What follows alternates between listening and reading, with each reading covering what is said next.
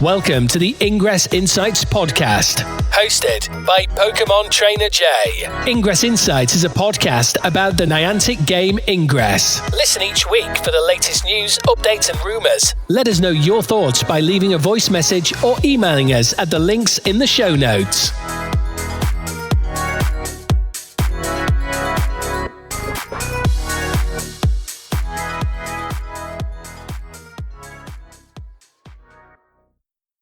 Additional intel available. Hello agents, and welcome to episode 55 of the Ingress Insights podcast. In this week's episode we're going over the anomaly that just happened, as well as the global op results, because we didn't get to that last time, and also discuss the bounty blitz that we're starting in a few moments as I'm recording this podcast, and then anything else that does come up in the meantime. So first of all, I'll get into the anomaly details and scores, as well as the one that was unfortunately cancelled. As I mentioned, there were meant to be events in Valencia for the anomaly this weekend. However, that was cancelled due to flooding, and Niantic did put up a news post about it. So they mentioned, agents were deeply saddened by the devastating flooding in Valencia, and our thoughts are with everyone impacted. The safety and well-being of our agents remains our highest priority. Due to the severity of the situation, following the guidance of local authorities, we must cancel the following events scheduled for November 2nd and 3rd in Valencia. So the second, there was going to be the Erase Memories Anomaly, Go Rook Stealth Ops, Urban Ops and the NL1331 meetup. It's not activated this time and no badge tick will be granted. And the 3rd November was going to see Valencia Mission Day and Go Rook Operation Clearfield. They say, we understand this is disappointing news and we apologise for any inconvenience caused. We urge all agents heed the advice of local authorities, avoiding car travel within the province of Valencia, limit movement within the city to allow emergency service to operate efficiently. Please prioritise your safety and stay informed about the evolving situation. We're exploring options for future events in Valencia. Stay tuned for updates. Our hearts go out to the Valencia community, wish you strength and resilience during this difficult time. This is something that agents were discussing was likely to happen, as there is obviously heavy flooding. I think last reports were 100 people unfortunately passed away, many other people still missing due to the floods there, so it makes sense to not have a large event and encourage agents to go to the city. So I'm sure they'll try and reschedule something else, but they did do on the 2nd of November a beacons event, so you went to put up beacons between 2 p.m. and 5 p.m. and then take screenshots of those, share them on social media as kind of a homage to people who are unfortunately passed away, missing, things like that in Valencia. So if you do have time to do that, you can always do it now and post those onto social media to show solidarity and show some compassion there via a beacon in your game. That's what the Ingress team requests to do, and I'll link to their tweet about that.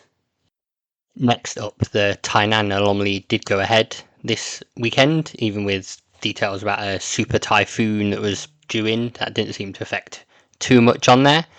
So that did happen on the 2nd November, as I said, recently completed. So the overall score there was that Enlightened scored 138.9 points, Resistance scored 61.1 points.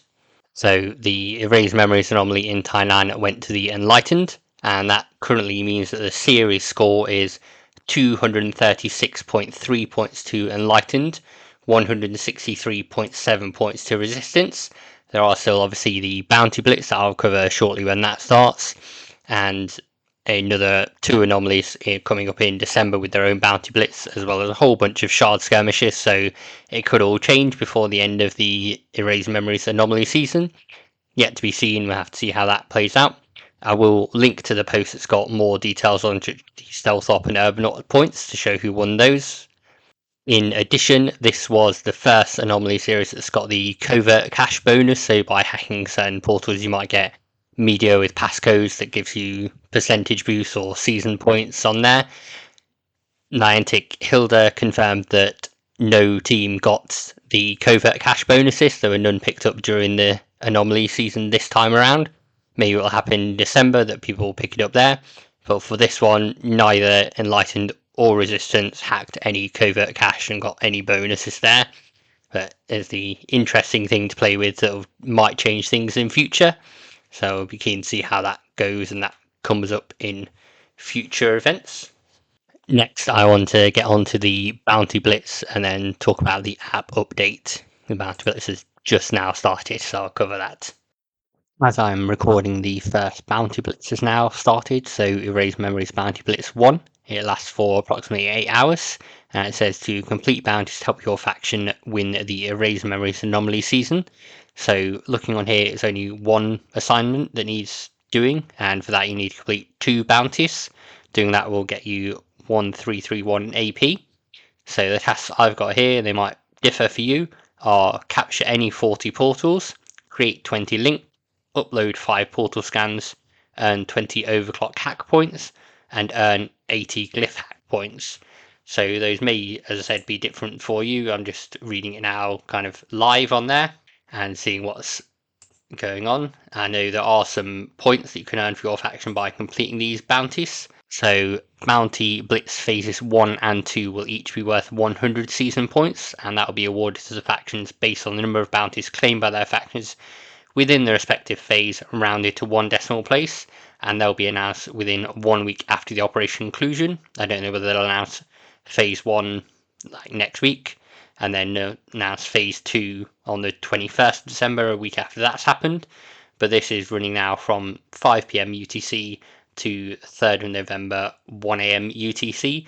So by the time you do listen to this, it will have finished, but I'll be able to share any updates and details on there as we go forward. Regarding the Bounty Blitz, it's now been confirmed that if you complete 2 of the 5 bounties that I mentioned, they are all the same for everyone. You can immediately restart and complete the set of tasks again.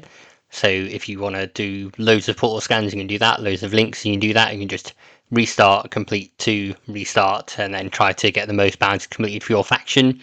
Again, that runs until 1 a.m. UTC, so it will be done by the time you hear this, but it's useful to know for next time that that's what will happen. One last bit of anomaly rated news, as it's the 2nd November, as I'm recording this, that means new badges have been added to the store. So there is the Erase Memories Supporter medal, which is the red diamond medal. That's 30,800 CMU, and for that you get obviously the medal, 5 rare kinetic capsules, and 2 portal frackers, again for 30,800 CMU.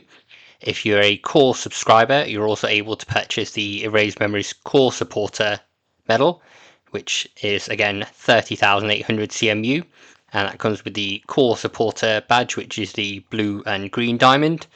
Again, 5 kinetic capsules and 2 portal fracas. So up to you whether you think they're worth it.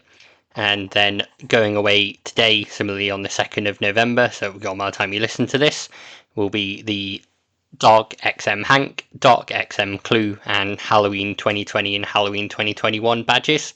Those will be gone from the store, they said, on the 2nd November for the Dark XM Hank badge. So I presume the other Halloween badges will also disappear at the same time.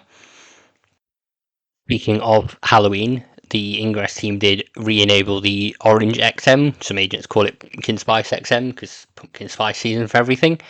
And that was re-enabled on the 30th of October. It's now gone off the map as I'm looking. We're back to White XM. So it was there for a little while. I know last time it hung around for like 9 months, 11 months. It was a long time previously. But it's nice to get differently coloured XM from time to time. We obviously have it for Pride and for Halloween. It'd be nice to have like red and white or red and green XM maybe for Christmas time. That'd be a cool little thing to add in. But for now, I'm happy with a few days of the orange XM being on the map. But unfortunately, it's now gone, so it's not stuck around for too long. This past Saturday, the 2nd November, was obviously first Saturday, where you can attend local events and go meet up with agents and participate in events there, such as earning the most AP, getting the most links, things like that, whatever the organizer of the event decides are going to be the main points on there. But you can participate, reach the required things, and then get a tick on your first Saturday badge once the organisers confirm attendance, since that's off to Niantic. I haven't attended one yet myself this year. I probably won't until the new year, maybe. But I've got 24, 25 on my badge, so I'm not keen to increase it by loads yet.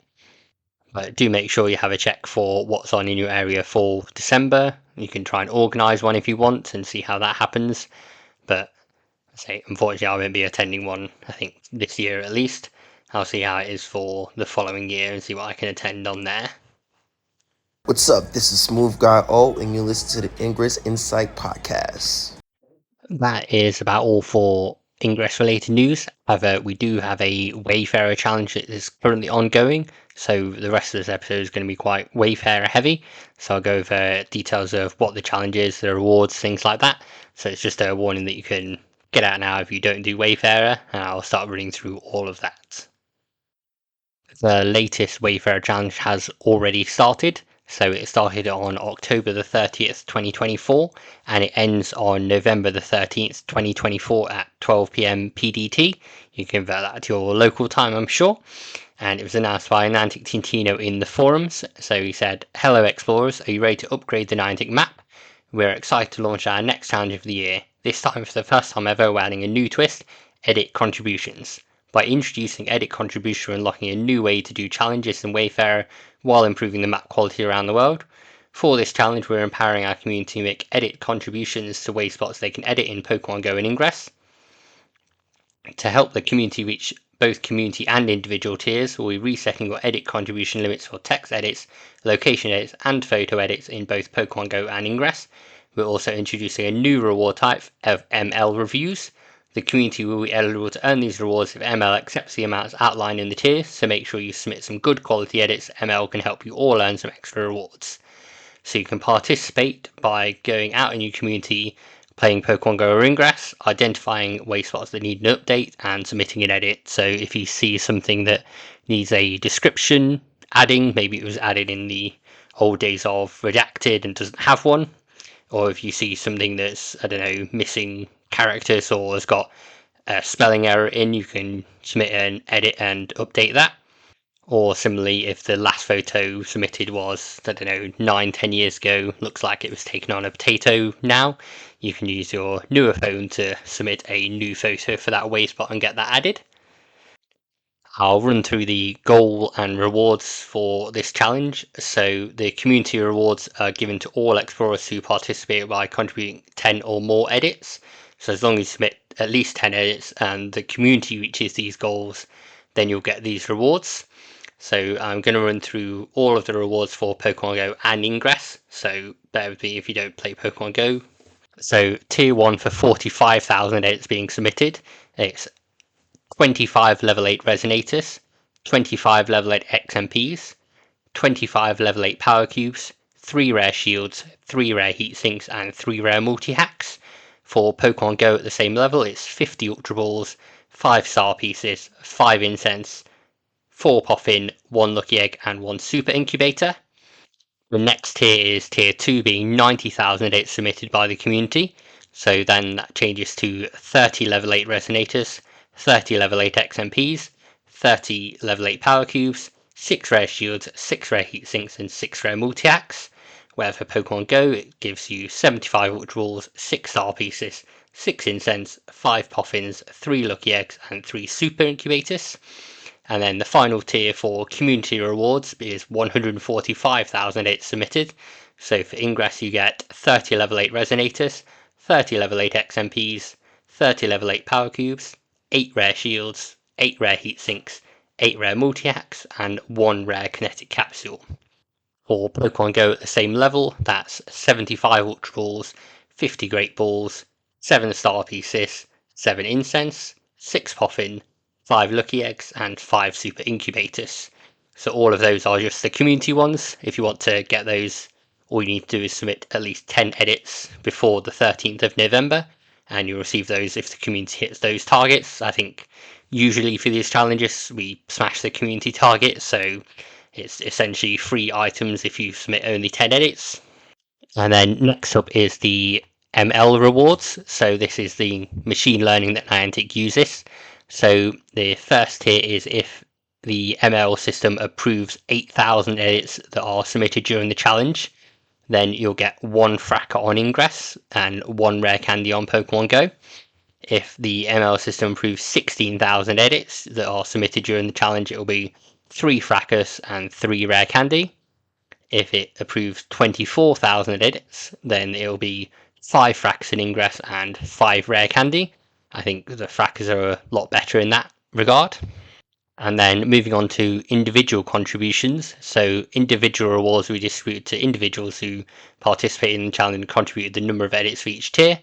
Only one set of rewards will be awarded based on how many edits you did during the challenge timeframe.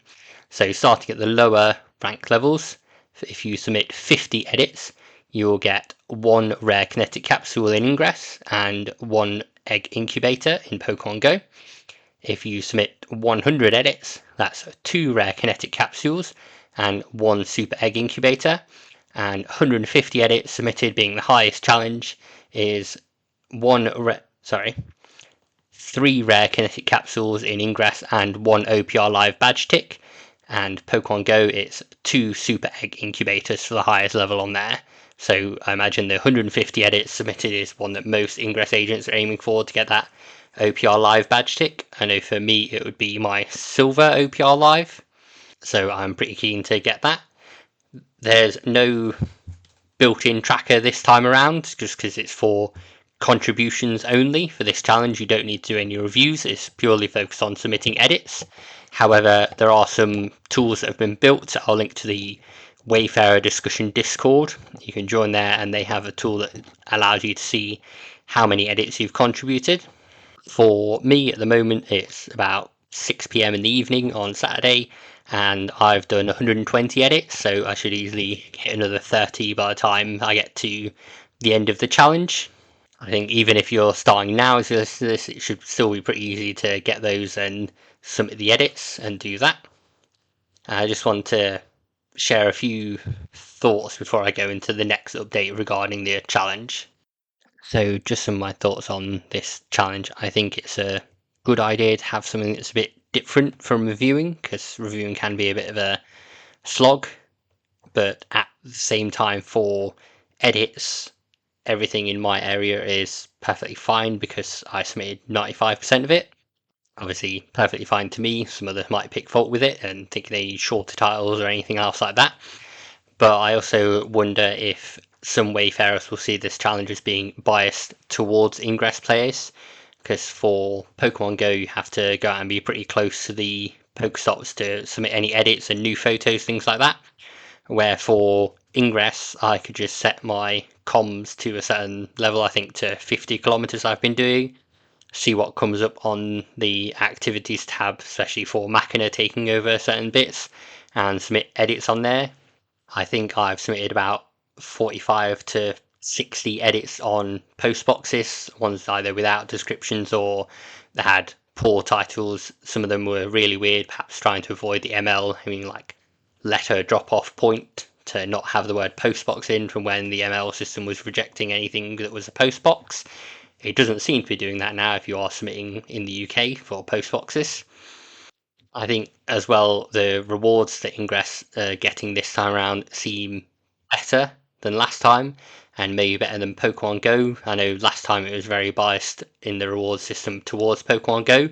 This time it seems to have gone the other way, because especially for the Fracas versus Rare Candy in Pokemon Go is easy to come by. You do a raid, you get a few Rare Candy, you do attacks, you get a few Rare Candy. It's not a hard thing to find. Whereas Fracas are something that's only available in the store with badges or by itself. So I think it's more of a expensive item than the rare candy, because it's not something you come across too often. And additionally, there's the OPR live badge for Ingress, where there's no equivalent for Pokemon Go at the moment. In addition, we get plus 500 AP for each approved photo when it syncs to the map in Ingress. There's no equivalent XP for doing that in Pokemon Go, so I can see lots of reasons why they wouldn't necessarily want to add new photos. I'm also not sure of the amount of Pokemon Go players that read a description rather than just spin a stop or use the Pokemon Go Plus, Pokeball Plus, or whatever to do it for them, so they never see the title of a way spot anyway, so what's the point in editing it? But I don't know, just some thoughts. It seems biased towards Ingress. That seems like a good thing, because previous ones have been biased more towards Pokemon Go, especially with the rewards. I think the Wayfarer team and the game teams are probably trying to find a balance to that still and get things right. I notice this time around there's no Peridot rewards. I don't know how much they were used last time and whether it was even spoken with the Peridot team about this, seeing as it's only edits via Ingress and Pokemon Go rather than reviews for things that may show up in the other games. Obviously, these things will show up in other games like Monster Hunter now and Pikmin as well, so it benefits those games, but you can't do edits directly from those games at the moment. Maybe you will soon. I know Pikmin Bloom is 3, and when Pokemon Go was 3, it got Wayfarer, so they could do edits, things like that. So maybe it's coming around for that game. But yeah, it seems, like I say, biased towards Ingress. I'm not against that. As the current Wayfarer challenge is edit contribution focused, Niantic Tintino shared an update that instead of the 1 accrual for photo and location and 2 for text edits, you'll now get 10 text edits back daily, so that's title and description as they share a pool. You get 5 photo edits back daily and 5 location edits back daily, so you should easily be able to meet the 150 edits for contributions, especially if you're, I don't know, in an area and go out, take a load of photos and then upload them later. And then you'll still be able to get these submitted through that way, especially in Ingress when you can use the remote portal links and select those on there for later on. I'm not sure how well it works for Pokemon Go, is you have to be right on the portal Pokestop to do that. So I don't know how well or how many edits will come from Pokemon Go. I suspect the majority will be via Ingress, as you can use the links on there. It was raised by a few people that maybe things will lead to abusive edits, so that's what I'm going to talk about next, because there was something that was shared on that. Niantic Tintino shared a post on the 1st of November to say that the users had reached tier 2 of the community edits by contributing over 100,000 new edits to about 90,000 wave spots. That's really good. They did note that unfortunately we're not able to share an exact number at this time, as we've identified a significant amount of edit spamming and abuse. At this time, we ask those in our community participating in this behaviour for the purposes of clearing tiers to stop spamming, submitting abusive edits and violating our policies. As always, we will continue our anti-abuse efforts to ensure all Wayfarer policies, terms of service and player guidelines are being followed. Be aware our efforts to combat abuse did not pause for the challenge. Quite a few users did discuss this before the challenge started, that people may do abusive location edits, moving things into free cells for Pokemon Go, maybe adding or taking off full stops, things like that, very minor changes that don't really need to be done. So it seems that this has happened, but Niantic are aware of it and seem to be cracking down on it. So I suspect there will be a few suspensions or bans, things like that, that happen as a result of those. But on the good side, it's nice that we've already hit tier 2 of the challenges there. I've checked my edits just whilst I was looking into this, and I'm on 120, and there's still 11 days left to go, so I should be pretty set at getting 150 done for the time. See, it's a lot easier on Ingress because I can just look at comms, see things that do need updating or don't have a description, as I mentioned before, and submit those in. That'll be my 10 title and description edits done for the day within 5 or 10 minutes. I imagine it's a bit trickier to do on Pokemon Go. I don't really submit edits through there, but obviously you have to be pretty close to the Pokestop to actually submit an edit. I don't know what kind of edits have been doing. Niantic haven't defined what is an abusive edit on there and what counts as edit spamming, but just basically make legitimate edits and add legitimate photos, and you should be all fine. And still continuing with Wayfarer, but not in regards to the challenge, it was shared on the Lightship community forums that the Niantic Wayfarer app will be depreciated on Android on the 4th of November at 10:30 PT. And that was 10:30 a.m. PT. I realised I missed that off. So they noted that we want to inform you about a critical change affecting Android users. The Niantic Wayfarer app for Android will no longer be available, as I mentioned. Android users will be able to scan and contribute to the Niantic map in our new Scanniverse for developers on Android apps starting November 11th. So just as a reminder, the Wayfarer app itself was never intended for regular Wayfarers to use. It was just meant to be for developers to use to activate VPS, submit scans, do tests of how their wave spots looked. many Wayfarers did download and use it. However, it was handy to have a map to show all the way spots that were nearby, especially ones that didn't appear in your games. At the minute, Ingress doesn't have a duplicates map like Pokemon Go does for checking things in the nearby area. So it was useful to see that on there and see things that may be blocking, especially with places like India, Brazil, where there's lots of Foursquare stuff imported into Lightship, but it doesn't show in Ingress. So you've got no way of showing if you're submitting a duplicate or not. The Lightship team did outline a timeline on there to say starting November 4th at 10:30 PT, you will no longer be able to access the Wayfarer app on Android. However, early access to Scaniverse for developers on Android will be starting November 11th at 9 PT. They had an issue where basically the Wayfarer app is going off before Scaniverse is ready for Android. So what they're going to do is to ensure a smooth transition, all active developers on Wayfarer Android should have been auto-enrolled to an early access version of Scaniverse for developers on Android. If you find you're unable to access the link, please sign up, and they give a link to their forums to receive an invitation upon availability. The minute the Wayfarer app's still working on iOS because it comes in via test flight, so it doesn't have to be a direct download from the store. But with test flight, anything can be pulled at any time because I've tested various apps on there and then suddenly they just drop off later on if you don't use them or if there's things not going right on there. So at the minute for me, the Niantic Wayfarer app on iOS says it expires in 65 days, but they could easily pull the plug a lot earlier if they decide that now that Scaniverse is working on iOS fine, they want to move everyone over. Personally, I have activated Scaniverse's for developers mode, so this means that I can have a look at nearby wayspots in basically opens the geospatial browser and then activate VPS from there if there's enough good scans, and activating VPS is needed for getting overclock on portals. So it's worth having that and sending requests through, but obviously you are meant to be a developer for using it on there. I don't know how long it will last on that side now. I've switched it on, whether it will remain a free thing to do. I've seen a few things about prices for getting the developer mode for Scaniverse, so obviously if that comes in I won't be able to see all the nearby wayspots and get things activated on my end. It'd be nice to be able to activate that directly in Ingress if I could, or if it hits the certain amount of good scans that it's automatically done. But for now, Wayfarer app's going away on Android, and then it will eventually go away on iOS, I assume not too soon from now. Just one final quick thing before I get wrapped up regarding VPS. I've mentioned Pokemon Go, so I'm going to mention it in here as well. I came across a post on LinkedIn a few weeks ago where I saw a post by someone who's listed as the project lead on Pokemon Go Pokemon Playgrounds.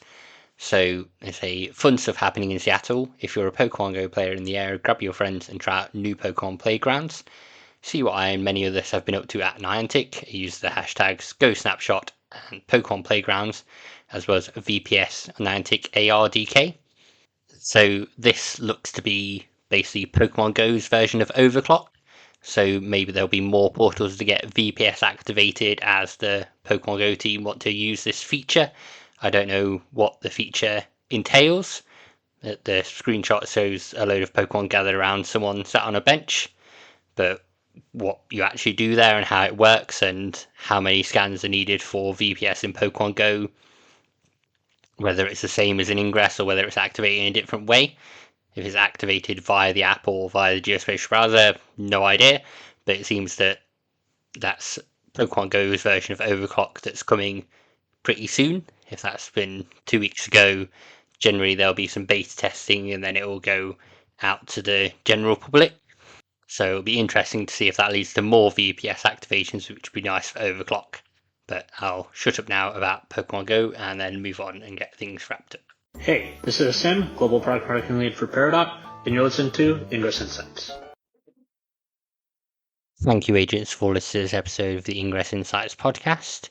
Next time, we should be just starting the Ingress Year 12 celebrations, where it's 2 times AP for all actions and various loads of benefits, as well as getting the Year 12 campaign. So there'll be some special tasks to do on there. There'll be no medal associated with that, and you'll get the Year 12 medal in the usual way, just by getting at least 1 AP via actions. They've specified it does need to be from actions this time, and noted AP earned from passcodes doesn't count. This was the previous year where someone got 1 AP from a passcode and complained about not getting the badge. We should also have details about the erased memories skirmish coming up in the AMER regions, because that's on the 16th of November, and they're generally like 10 days before that we get details on there. And it will be second Sunday as well on the 10th of November, so going through those usual things on there. I mentioned in the previous episode how you could potentially pre-game second Sunday and store up a load of scans and get a scout controller, get things done easily that way. I'm going to test it and see if that works this time around, or whether there need to be scans done on that day.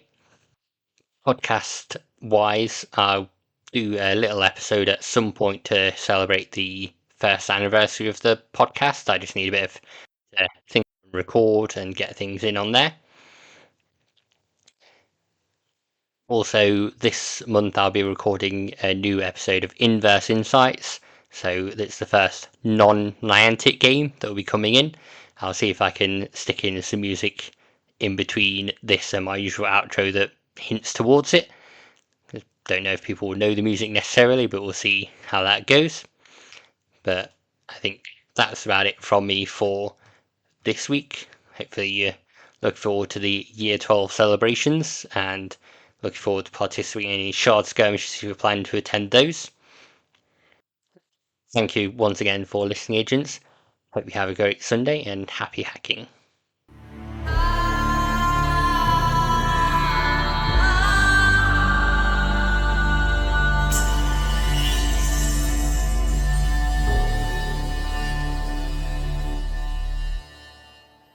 Hope you like the little music teaser there. If you think you know what it is, then say in the comments, but the episode will release at some point in November, or at least before the end of the year is my plan. Depends how long it takes me to edit it and get it out. I'll leave you now with all the usual pre-recorded stuff, but have a great Sunday, as I said. Intel package transferred.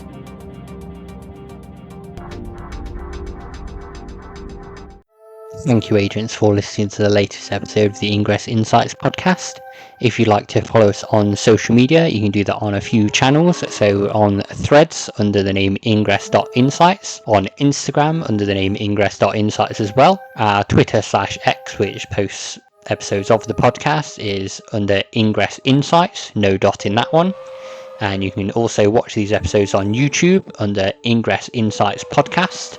You can send us a voice message by visiting the podcaster's Spotify page. And finally, you can buy Ingress Insights merch, such as mugs, pins, t-shirts, by going to freepublic.com/user/ingress-insights. And on there, you'll see all the designs that we've got listed at the moment. There are some new ones that will be coming up at some point soon, but you can buy your Ingress Insights mug, hats, t-shirts, tote bags, anything like that you want. Thank you again for listening. Hope you tune in next week. If you do like the show, please do rate it on the podcast service you're listening to. I look forward to speaking with you all about Ingress again.